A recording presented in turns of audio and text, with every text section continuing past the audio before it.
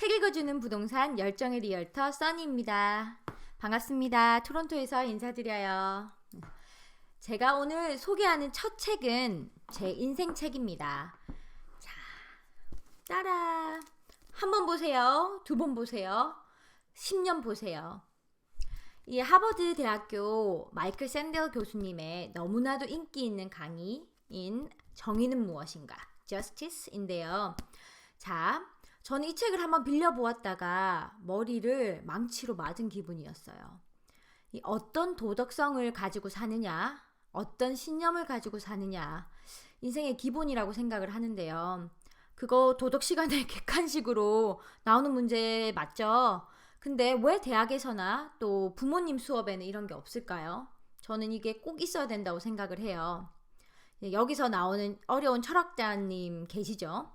공리주의를 주장한 제레미 벤담, 자유지상주의 학자들, 그리고 너무나 유명한 칸트, 그리고 도덕이 최고는 무엇인가라는 그런 칸트 유명하시죠. 그리고 평등을 강조하는 존 롤스, 또 아리스토텔레스, 이런 철학가들 분들의 사상들 듣기만 해도 어려운 것 같으시죠. 근데 저 오늘은 그런 거 얘기 안 해요. 안 하고 그런 이론 몰라도 우리 생각할 수 있고 또 높은 도덕성을 가지기 위해서 생각을 갈고 닦는다면 우리 아이들에게 높은 도덕성과 또 무엇이 소중한지를 생각하고 그리고 선택할 수 있는 힘을 길러줄 수 있지 않을까 생각합니다. 자, 오늘 이 책에서는 사상가들의 이론뿐 아니라 많은 스토리텔링 그리고 예시가 많이 나와요. 저는 오늘 사상가들 얘기 안 하고 예시에 대해서만 얘기를 해보고 싶어요. 왜냐면 이런 이론을 다 알아도 이런저런 일이 나한테 생겼을 때, 닥쳤을 때 상상해서 이게 소화하지 못한다면, 내 인생에 또 적용시키지 못한다면 그냥 텍스트를 읽는 것이지 굳이 그게 제 것이라고 딱 소화를 시킬 수는 없지 않을까요? 제가 그래서 오늘 선택한 3개의 예시는, 자, 첫 번째는 이 코로나 시기에 맞물려서 가격 폭등에 대해서 조금 생각을 해보려고요.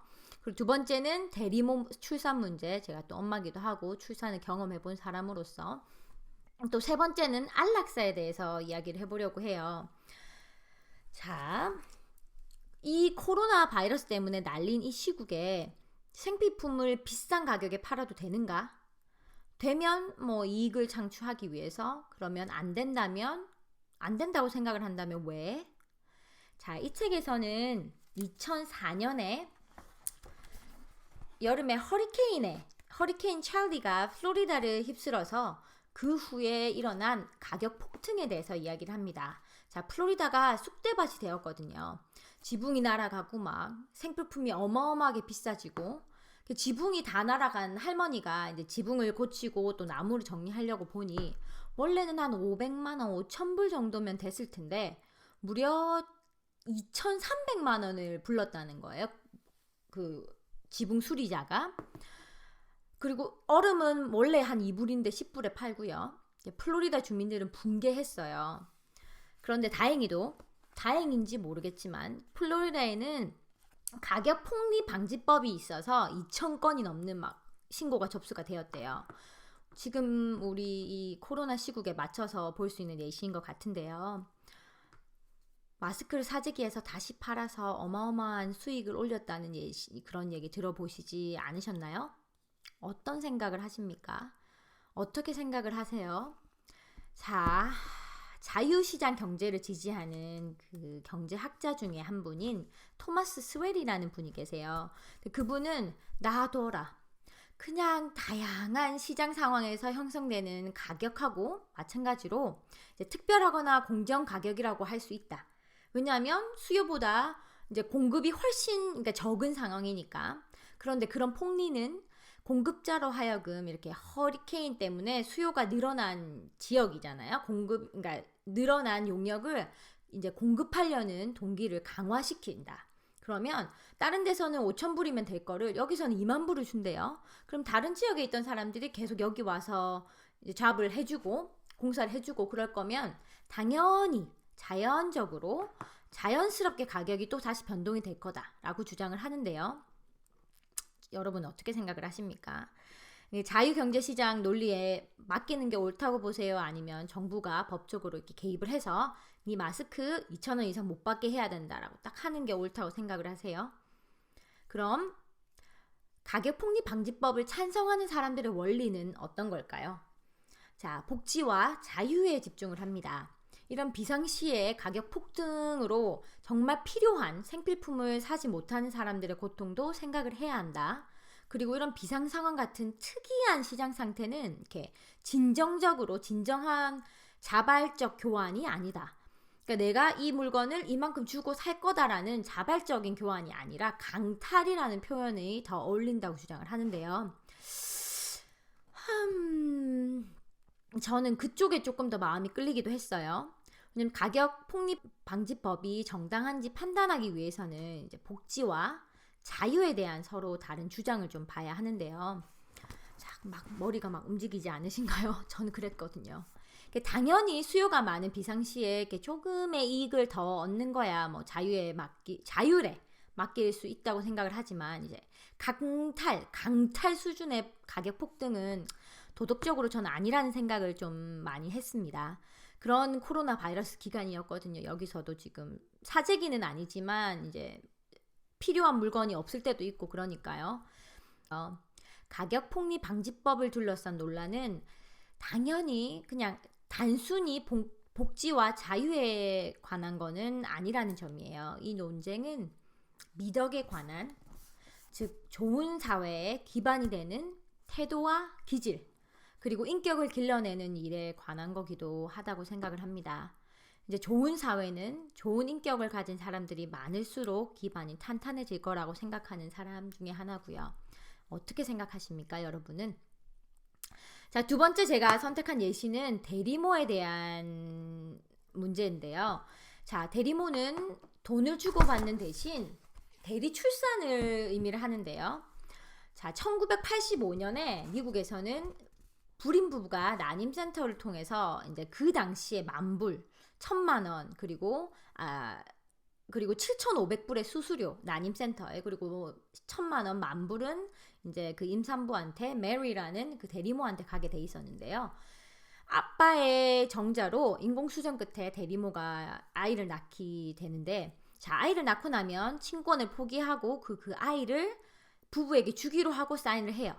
그런데 아이를 낳자마자 이제 그 대리모 메리 씨가 마음이 바뀌어서 도망을 갔어요. 아기를 데리고. 그래서 어떻게 하겠어요? 이 부부, 너무 화가 난 부부는 막 쫓아간 거예요. 또 쫓아도 갔어요. 그죠? 찾아서 이제 법원에 나는 이 여자가 대리모로 계약을 했고 그렇기에 아기가 나왔으니까 데리러 갔는데 이 여자는 도망을 갔다. 자, 네가 사인했으니 지켜라. 그렇게 법정 소송이 들어갔어요. 자, 첫 번째 1심 재판에서는 어떤 일이 일어났을까요? 1심 재판에서는 자, 메리는 계약 이행의 의무가 있다. 계약 이행은 신성한 것이기 때문에 너네 둘이가 오케이 하고 사인을 했기 때문에 그 이행은 지켜져야 한다. 라고 해서 부부의 손을 들어줬어요. 그런데 2심 재판에서는 판결이 뒤집힙니다. 자, 그 계약은 두 사람이 합의는 했으나 메리가 어떤 느낌을 가질지에 대한 충분한 인지는 못했었다. 왜냐하면 아이를 낳고 나서 이렇게 내가 사랑하고 애틋할 줄은 몰랐다라는 거예요.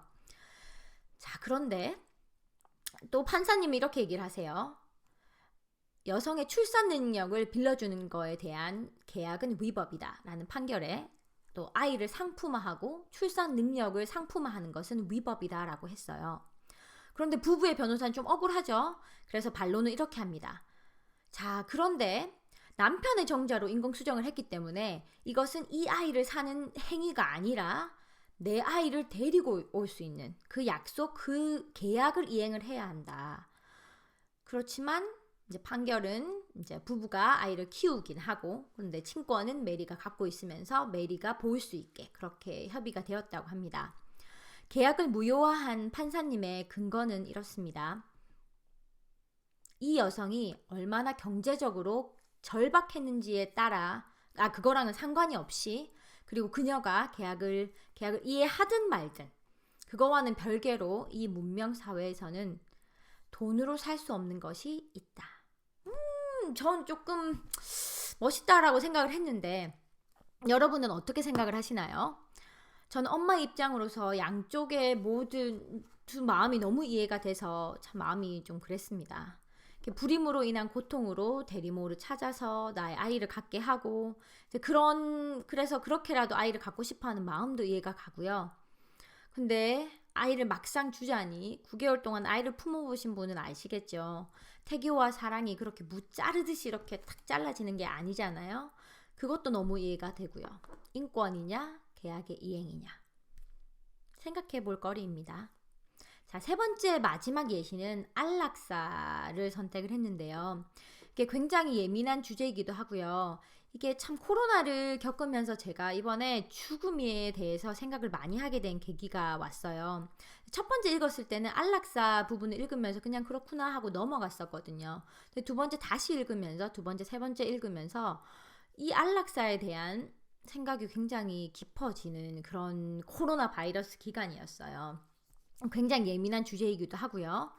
자, 안락사를 이야기하기 전에 자유지상주의, 그러니까 자기 소유라는 개념을 생각해 봐야 할 텐데요. 내 몸은 내 거다. 나는 국가의 것이 아닌 내 거다. 이 논리를 더욱 확대를 하면 안락사의 권리를 옹호하기도 돼요. 내 생명은 내 거다. 그리고 내가 원하면 삶을 끝낼 수가 있고 이를 도와줄 의사의 도움을 받을 수도 있다 라는 생각이에요. 내가 내 맘대로 한다는데 국가의 간섭은 no 뭐 이렇게 얘기를 하는데 설득력이 있는 주장이긴 하지만은 이 함축적인 의미를까지 수용하기는 좀 어렵긴 하죠. 자, 2007년도에 안락사 의사라고 불리시는 잭 키보키엔 의사분이 죽기를 원하는 말기 암 환자들의 안락사를 도와주다가 교도소로 들어가세요. 근데 그분은 심각한 고통에 시달리는 이 말기 환자들의 그분들이 고통에서 스스로 빠져나올 수 있는 권리가 있다라고 생각을 하시거든요. 그래서 그건 불법이 아니라고 주장을 하셨어요. 고통을 이렇게 연명하도록, 인생을 연명하도록, 생명을 연장하도록 그냥 두는 것보다 내 스스로의 죽음을 앞당길 수 있는 선택을 할 권리가 있다고 얘기를 하세요. 너무너무 아픈데 자, 의료장치로 그 고통을 계속 느끼고 몰피는 받겠지만 정상적인 생각과 감정을 느끼지 못하는 그냥 생명 연장에 대해서는 어떻게 생각을 하십니까? 저는 이 부분을 읽으면서 저의 인생 끝자락에 어떻게 되면 좋을까라는 생각을 굉장히 많이 했어요. 죽음에 대해서도 생각할 수 있는 질문이고요. 또 인생은 무엇인가? 또 몸이 살아있는 건 무엇인가? 그게 단가? 또 나는 무엇을 추구하는 삶을 살고 싶은가? 그런 생각을 많이 했습니다. 또 이 책이 추구하는 미덕에 대해서 한 번 더 얘기를 드리면 미덕은 습득을 직접 연습하는 거라고, 그렇게 해야 단련이 된다고 하세요. 도덕적 미덕도 마찬가지고요. 공정하게 행동해야 공정한 사람이 되고요. 절제된 행동을 해야 절제하는 사람이 되고, 또 용감하게 행동해야 용감한 사람이 된다고 얘기를 하시거든요. 저는 책이 주는, 독서가 주는 최고의 선물은 저에게 작가분이 말을 걸고 질문을 던지고 그 질문에 제가 스스로 답을 찾으면서 인생이라는 여행에 발자국을 깊이 남기는 산책이라고 생각을 합니다. 자, 깊이 있는 사색을 할 수 있는 멋진 질문과 예시들이 담긴 마이클 샌델 교수님의 정의란 무엇인가? 한 번 읽으세요. 두 번 읽으세요. 그리고 제가 평생 읽을게요. 열정의 아이콘 써니, 토론토 리얼터 써니입니다. 다음 시간에 더 좋은 책으로 다시 돌아오겠습니다. 감사합니다.